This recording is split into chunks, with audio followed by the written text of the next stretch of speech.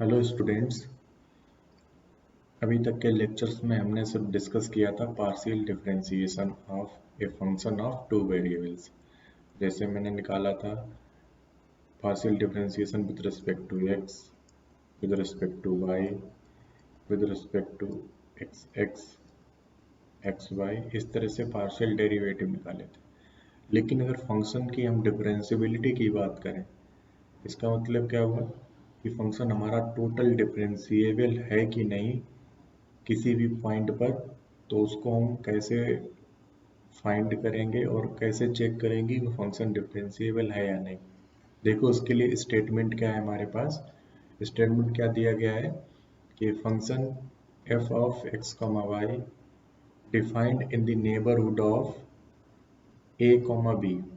तो हमारे पास पॉइंट है a, b। इस पॉइंट पे हम फंक्शन की डिफरेंशिएबिलिटी चेक करने वाले हैं। Is said to be differentiable or totally differentiable at a comma b if there exist two constant alpha and beta। Alpha and beta किस पे डिपेंड करेंगे? Depending on f and the point a comma b such that, अगर हमारे पास क्या condition मिले, such that this condition hold. और ये कंडीशन क्या है? Limit h comma k tends to 0 comma 0 f of a plus h comma b plus k minus f of a comma b minus alpha h minus beta k upon square root of h square plus k square equals to 0। तो हमें ये condition check करनी पड़ेगी। अगर ये condition किसी function के लिए होल्ड करती है तो हमारा फंक्शन क्या होगा? टोटली डिफरेंशिएबल बोला जाएगा। ठीक है, तो अभी हम एक कंडीशन और देखेंगे जिसमें कि अननोन हमारे पास जो अल्फा एंड बीटा है, तो इनको हम फंक्शन की फॉर्म में, मतलब एफ की फॉर्म में कैसे लिख सकते हैं। ठीक है, तो ये थ्योरम एक पहले डिस्कस कर लेते हैं। इस थ्योरम में देखो क्या लिखा गया है। If a function f x comma y is totally differentiable. Totally differentiable का मतलब क्या हुआ कि ये कंडीशन सेटिस्फाई हो रही है। ठीक है, then the partial derivatives, partial derivative fx and fy both exist। अगर ये फंक्शन टोटली डिफरेंशिएबल है तो उसके पार्शियल डेरिवेटिव क्या होंगे? दोनों एग्जिस्ट करेंगे और वो कैसे होंगे? फाइनाइट। ठीक है, तो हम इस थ्योरम के स्टेटमेंट को प्रूव कर लेते हैं। हमारे पास गिवन क्या है, देखो क्या दिया गया है। फंक्शन क्या है? टोटली डिफरेंशिएबल दिया गया है। तो since f x comma y is totally differentiable, तो इसी टोटली डिफरेंशिएबल फंक्शन की कंडीशन को हम यूज कर लेंगे। Totally differentiable at a point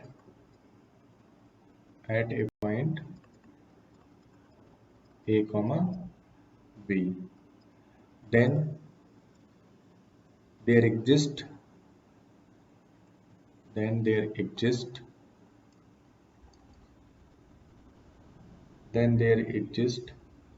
constants alpha and beta. अगर कोई फंक्शन हमारे पास टोटली डिफरेंशिएबल है तो उसके लिए constant alpha and beta exist करेंगे such that limit h comma k tends to 0 comma 0 f of a plus h b plus k minus f of a comma b minus alpha h minus beta k upon square root of h square plus k square equals to 0। अब देखो इसमें क्या check करेंगे। पहले तो limit हमारे पास किस तरह से दी गई है, h comma k tends to 0 comma 0। तो हम अगर यहाँ पे k tends h tends to 0 या k टेंस टू 0 इसमें अप्लाई करते हैं ठीक है, कोई एक लिमिट हम यहाँ पे अप्लाई कर सकते हैं। जैसे इसका मतलब क्या हुआ, h की लिमिट ले सकते हैं या फिर k की लिमिट ले सकते हैं। तो इस तरह से हम पहले क्या करेंगे, इसमें h की लिमिट अप्लाई करते हैं। ठीक है, h टेंस टू 0 इसमें अप्लाई कर दो। तो जब h टेंस टू 0 अप्लाई करेंगे तो क्या मिलेगा, दिस इम्प्लाइज h की लिमिट तो हम 0 अप्लाई कर रहे हैं और k की लिमिट बच जाएगी, k टेंस टू 0। तो h के प्लेस पे 0 पुट कर दो, f of a comma b plus k minus f of a comma b, a term 0 हो जाएगा, माइनस b के अपॉन, देखो अपॉन में क्या मिलेगा, h के प्लेस पे 0, स्क्वायर रूट ऑफ के स्क्वायर, तो स्क्वायर से स्क्वायर रूट कैंसिल हो जाएगा, मिलेगा k, और ये किसके इक्वल है, 0 के। अब ये टोटल क्या इंप्लाई कर जाएगा, दिस इंप्लाइज, देखो k की लिमिट हम किस तरह से k को डिवाइड कर लेंगे, एक तो फंक्शन हम ये ले लेंगे यहाँ पे टोटल, इसको क्या लिख देंगे, limit k tends to 0 f of a comma b plus k minus f of a comma b upon k, और जब इससे डिवाइड करेंगे इस टर्म से k को, तो माइनस बीटा मिलेगा यहाँ पे। तो माइनस बीटा को हम इक्वल के राइट हैंड साइड में लेके जाएंगे तो क्या मिल जाएगा, प्लस का बीटा हो जाएगा, बीटा। ठीक है, तो बीटा इक्वल्स टू ये टोटल एक्सप्रेशन आया है। अब इस एक्सप्रेशन को अगर हम ध्यान से देखते हैं, इसको, इस पूरे को, तो ये हमारे पास क्या मिला है, ये फंक्शन f का पार्शियल डिफरेंशिएशन लिखा है विद रिस्पेक्ट टू बाय, क्योंकि बाय का कोएफिशिएंट क्या हो रहा है, वो चेंज हो रहा है। तो इसको हम कैसे लिख सकते हैं, this implies f partial derivative with respect to y at point a comma b equals to beta. Similarly हम अगर लिमिट क्या लेते, पहले k टेंस टू 0 ले लेते तो हमें partial derivative with respect to क्या मिलता, x मिलता। तो सिमिलरली हम यहाँ पे लिख सकते हैं, similarly we can get partial derivative with respect to x at point a comma b, इसकी वैल्यू मिलती अल्फा के इक्वल। तो हमें क्या मिल गया कि अगर कोई फंक्शन टोटली डिफरेंशिएबल है तो उसके पार्शियल डेरिवेटिव fx और fy की वैल्यू, fx और fy और fx की वैल्यू क्या होगी, वो फाइनाइट होगी। ठीक है, तो अल्फा और बीटा की वैल्यू क्या आई, बीटा बराबर आया fy at a comma b, और अल्फा इक्वल्स टू क्या आया, फंक्शन का partial derivative with respect to x at a comma b। तो हम ये टोटल, अब जो हमने फंक्शन यहाँ पे लिया था, कंडीशन लेके चल रहे थे डिफरेंशियबिलिटी की, देखो ये कंडीशन लेके चल रहे थे डिफरेंशियबिलिटी की, तो इस कंडीशन में हम अल्फा और बीटा के प्लेस पे क्या रख देंगे, बीटा के प्लेस पे रख देंगे fy at a comma b, और अल्फा के प्लेस पे रख देंगे fx at a comma b। तो हमारे पास अब ये स्टेटमेंट किस तरह से हो जाएगा, हम इसको थोड़ा और एक बार मॉडिफाई करके लिख लेते हैं, ए फंक्शन, क्योंकि अल्फा और बीटा अननोन थे, अब यहाँ पे हमें उसकी वैल्यू मिल गई, तो अल्फा बीटा को हम उस डेफिनेशन में अप्लाई कर लेंगे। A function f x comma y is said to B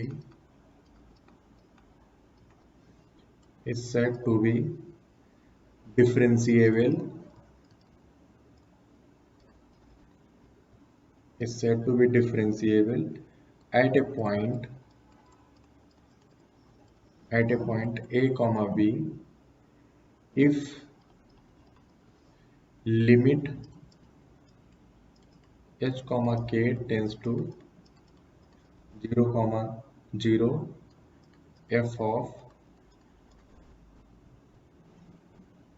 a plus h comma b plus k minus f of a comma b minus h, alpha की value रख रहे हैं fx a comma b minus k, अब beta की value fy a comma b upon square root h square plus k square equals to 0। तो ये हमारे पास एक इम्पॉर्टेंट फार्मूला है, ठीक है। तो इसको हमें क्या है, याद रखना है। जब भी हम डिफरेंशियबिलिटी के लिए बात करेंगे, किसी भी फंक्शन की डिफरेंशियबिलिटी चेक करने के लिए, तो इस फार्मूले को ही हम यूज करेंगे, ठीक है। तो इसको हमें क्या रखना है, याद रखना है। अब हम एक थ्योरम और यहाँ पे प्रूव कर लेते हैं। देखो, डिफरेंशियबिलिटी और कॉन्टिन्यूटी से रिलेटेड, तो उस थ्योरम का स्टेटमेंट क्या है,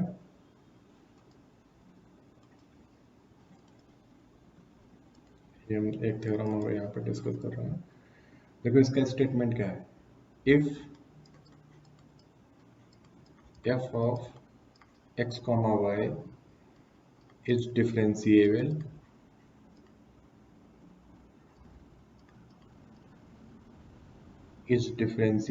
at a point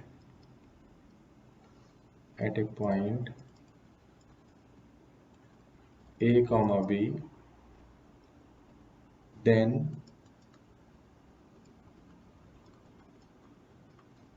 it is continuous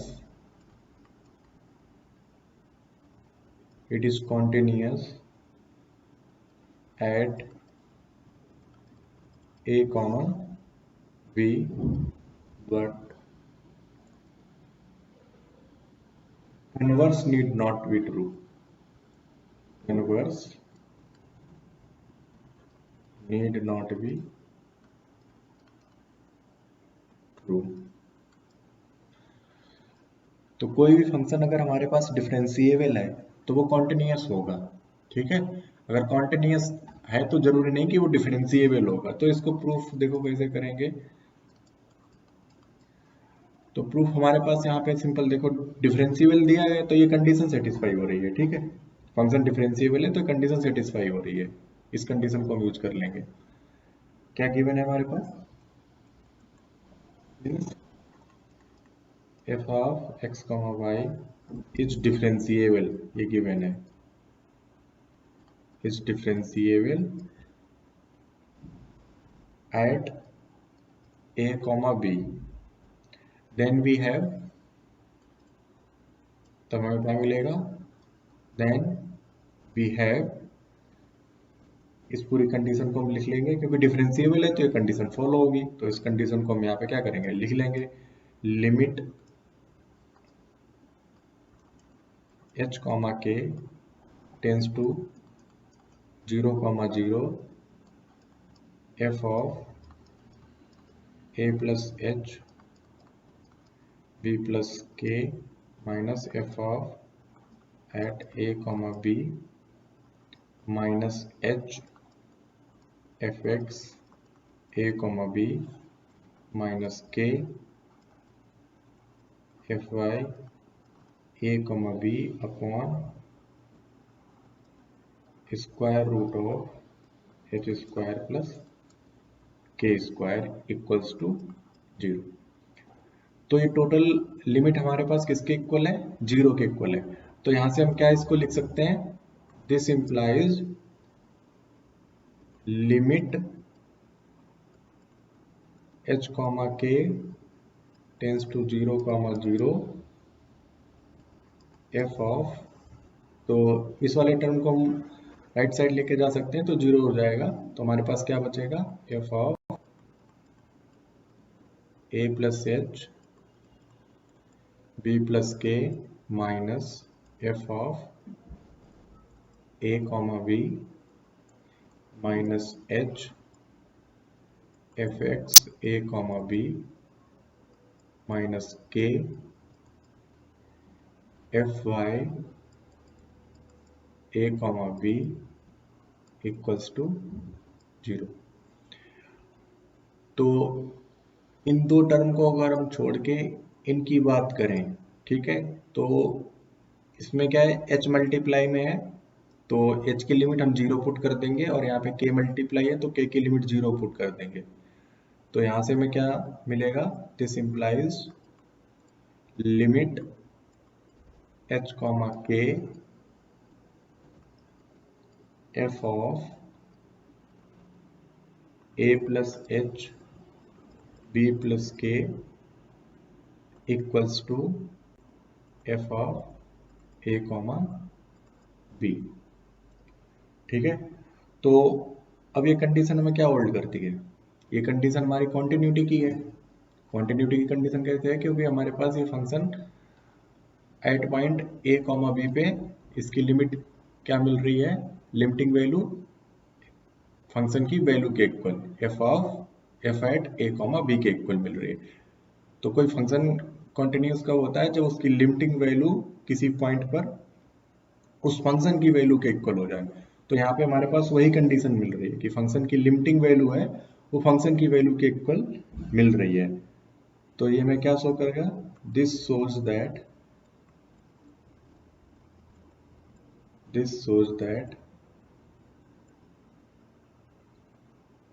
f is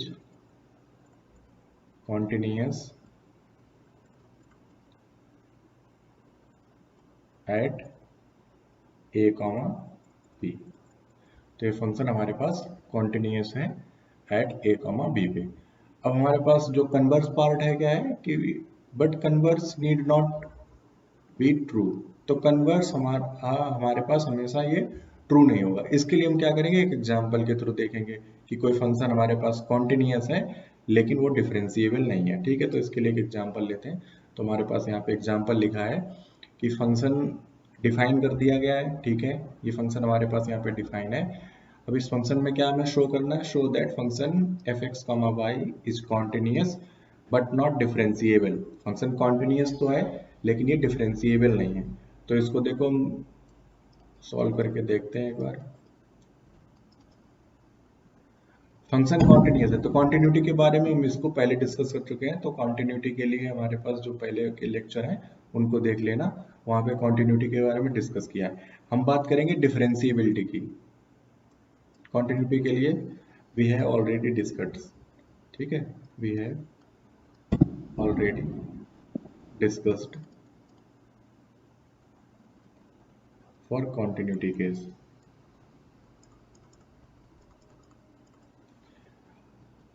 for differentiability हम चेक करेंगे। फॉर डिफरेंशिएबिलिटी के लिए क्या देखो करेंगे,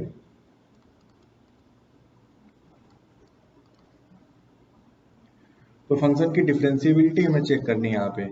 तो डिफरेंशिएबिलिटी के लिए हमारे पास क्या फार्मूला है?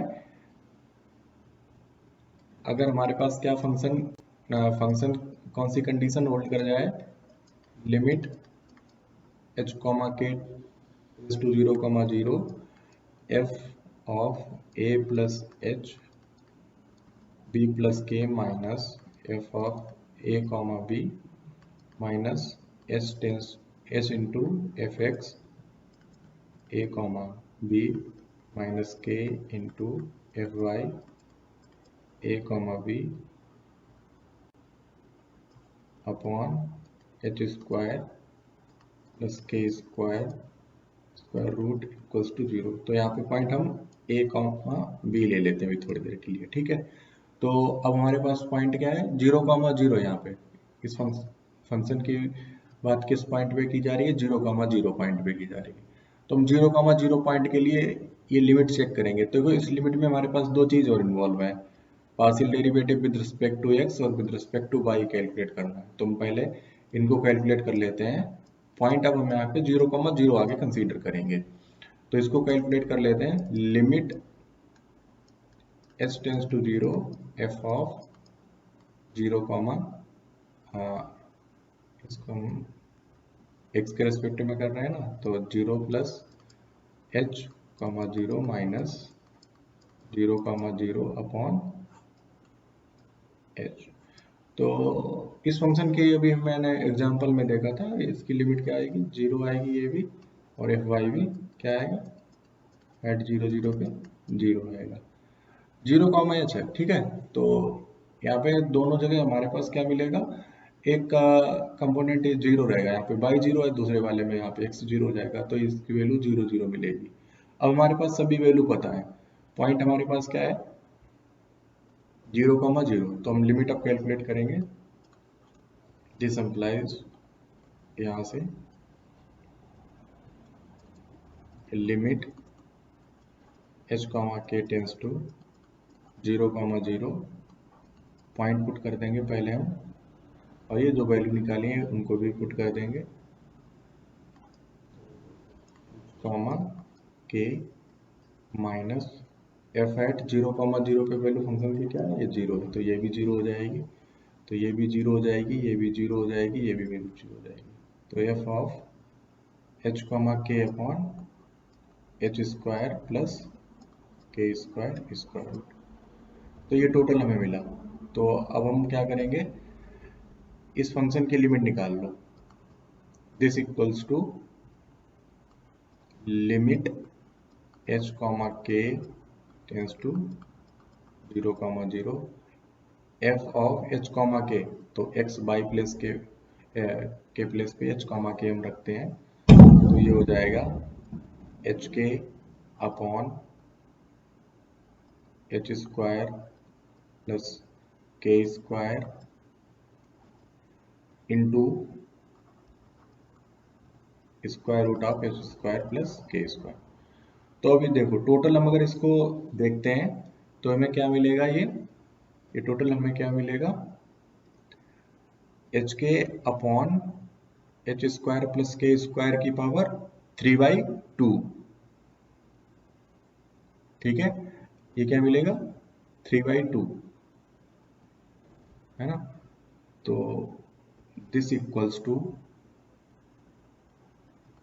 Limit h k upon h square plus k square की पावर 3/2 की पावर 1 है, ठीक है, और इसकी पावर 1/2, तो 3/2 मिलेगी। Limit H comma k tends to 0, अब देखो इस फंक्शन की लिमिट हमारे पास जब हम कैलकुलेट करेंगे तो यहाँ पे हमारे पास क्या है कि एच और के में फंक्शन है, तो हम अब यहाँ पे जो फंक्शन लेंगे पासिंग थ्रू ओरिजिन, क्योंकि पॉइंट हमारे पास क्या है, लिमिट जिस पे चेक करना है 0,0 पे, तो एक तो एक्स एक्सिस और वाई एक्सिस के अलॉन्ग भी जा सकते हैं। एक बात हमारे पास y equals to m x भी हो सकता है, या y equals to m x square हो सकता है, ठीक है, या फिर वाई की पावर 3x हो सकता है। किसी तरह से हमारे पाथ हो सकते हैं जो 0,0 से पास होते हैं, तो हम y equals to m x square ले लेते हैं अभी, ठीक है। y equals to m x square के लिए हम यहाँ पे क्या करेंगे, इसकी लिमिट चेक करने की कोशिश करते हैं, ठीक है। तो करो लिमिट चेक इसकी y इक्वल्स टू किस पॉइंट के लिए, एम एक्स स्क्वायर के लिए, तो दिस इक्वल्स टू, तो y equals to m x का मतलब क्या हुआ, h इक्वल्स टू एम के, तो लिमिट हमारे पास, क्योंकि h के प्लेस पे हम m के पुट कर रहे हैं, तो ये टोटल k में हो जाएगी, k टेंस टू 0, तो h के प्लेस पे m के, तो यहाँ पे हम m के पुट करेंगे, m इंटू के स्क्वायर हो जाएगा अपॉन, यहाँ पे देखो क्या मिलेगा, यहाँ पे जब हम पुट करेंगे h की जगह तो m स्क्वायर के स्क्वायर, ठीक है, तो के स्क्वायर कॉमन हो जाएगा, ये के स्क्वायर कॉमन हो गया, और के स्क्वायर जब कॉमन करेंगे तो स्क्वायर से स्क्वायर कैंसिल, पावर इसकी 3 हो जाएगी, पावर क्या हो जाएगी 3 into 1 plus m square power 3/2। तो यहाँ पे अब हमें क्या मिलेगा, लिमिट के टेंस टू 0, ठीक है, और m अपॉन के मिल जाएगा, के स्क्वायर से के स्क्वायर कैंसिल, तो यहाँ पे अपॉन में के मिला, तो जब लिमिट पुट करेंगे तो ये लिमिट इन्फिनिटी मिल जाएगी, इसकी लिमिट क्या आएगी, इन्फिनिटी। तो इस क्वेश्चन में यहाँ पे लिखने में गलती हो गई, यहाँ पे क्या था, स्क्वायर रूट था, तो इसमें स्क्वायर रूट कर लेना, ठीक है। स्क्वायर रूट करके जब हम कैलकुलेट करेंगे तो अब यहाँ पे ये भी स्क्वायर रूट आ जाएगा, बस इतना ही अंतर है। और सारी कैलकुलेशन वही सेम रहेंगी सभी के लिए, लेकिन जब हम यहाँ पे एफ ऑफ एच कॉमा के की वैल्यू पुट करेंगे तो ये क्या आएगा हमारे पास, यहाँ पे square root h square plus k square. तो ये वैल्यू सिर्फ हमें क्या मिलेगी, h square plus k square ही मिलेगी। तो ये पावर 3/2 ना रह के पावर सिर्फ हमारे पास क्या रहेगी, H square plus k square. तो अब जब हम यहाँ पे के स्क्वायर कॉमन लेंगे तो ये मिलेगा हमें क्या, के स्क्वायर ही मिलेगा। ठीक है, तो के स्क्वायर से के स्क्वायर कैंसिल हो गया और लिमिट मिलेगी m upon 1 plus m square.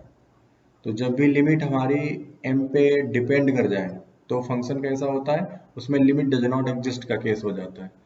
तो ये लिमिट हमारे पास यूनिक नहीं आई है, तो केस बन गया है कि जो टोटल एक्सप्रेशन था इसकी लिमिट क्या हो गई, डज नॉट एग्जिस्ट। ठीक है, वो जीरो के इक्वल नहीं आई। जब जीरो के इक्वल नहीं आएगी तो फंक्शन कैसा है, ये हमारे पास क्या इम्प्लाई करेगा, this implies that f is not differentiable, is not differentiable. तो ये फंक्शन हमारे पास डिफरेंशिएबल नहीं है। तो इस लेक्चर में हमने क्या डिस्कस किया, differentiability of a function with two variable. ठीक है, विद टू इंडिपेंडेंट वेरिएबल्स के बारे में डिस्कस किया। और यहाँ पे हमने जो फार्मूला निकाला डिफरेंशिएबिलिटी के लिए, तो वो फार्मूला हमारे पास यहाँ पे लिखा है। तो ये काफ़ी इंपॉर्टेंट फार्मूला है, जब भी डिफरेंशिएबिलिटी की बात आएगी तो हम इस फार्मूले को यूज करेंगे। और इसमें जो भी कंडीशंस दी गई, जैसे इसको निकालना है पहले में, इसको निकालना है। और हमने फिर इसके बाद में डिस्कस किया था कि कोई भी फंक्शन डिफरेंशिएबल है तो कॉन्टिन्यूस होगा। और इस एग्जांपल से हमने क्या देखा कि फंक्शन कॉन्टिन्यूस है लेकिन डिफरेंशिएबल नहीं है। ठीक है, तो अगर हम नेक्स्ट क्लास में एक दो एग्जांपल और देख लेंगे। आज इस लेक्चर में इतना ही। Okay, thank you.